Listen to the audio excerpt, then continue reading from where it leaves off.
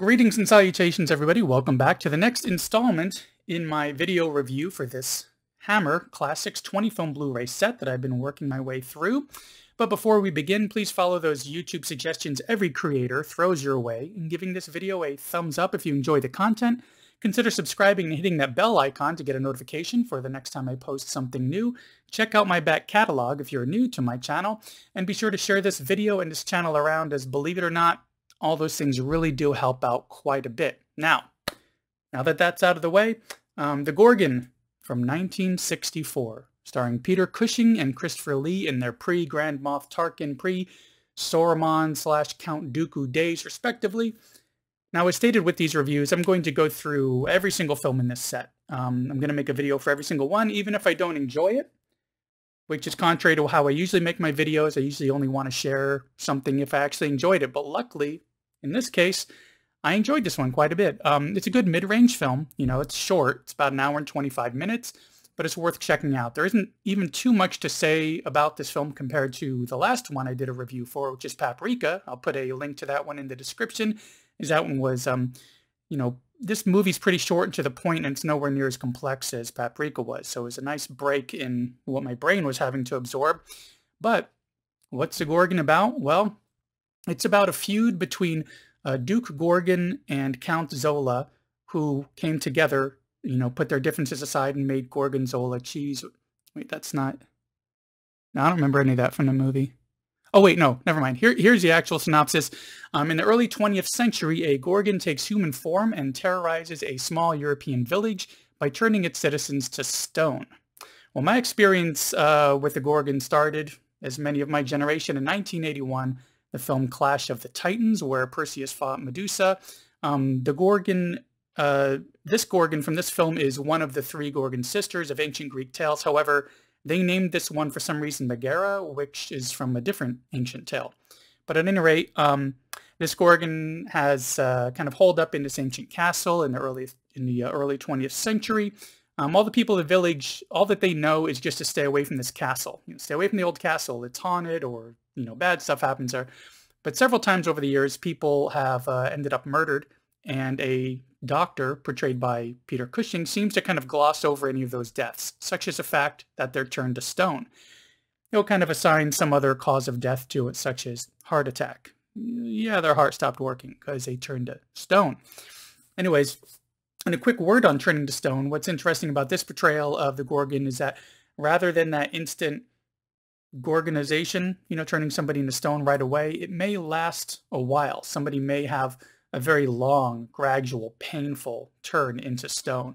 And anyways, as there is apparently in this town now a murder-suicide situation that's happened, or at least that's how it's been ruled, the father of the man accused of committing the murder and then later committing suicide, that guy's father is now out to kind of investigate and clear his name. He gets caught up in this mess, aka he gets gorgonized, this agonizing death, but he's alive long enough to kind of pen a letter to his other son, letting him know what happened.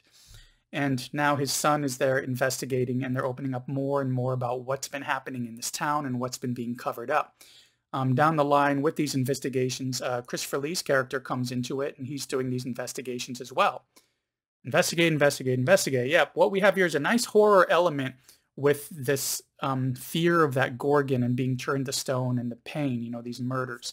And all that's set against this backdrop of this heavy murder mystery about what exactly has been happening. Because even as far as from the viewer's, point of view, we don't really know exactly what's happening. So, as with previous films, and again, I love the filming techniques when it comes to catching these older films from the 50s and 60s. These ones, the way that they used color back then was very different. Has a very specific look that I've always enjoyed. We get some admittedly cheesy effects, which is fine and to be expected considering the age. But what's nice about this one is that they didn't really pad the story that much. We have a slim hour and 25 minutes, a nice quick little mystery that's just enough to get us, interested, and they execute it perfectly along the way.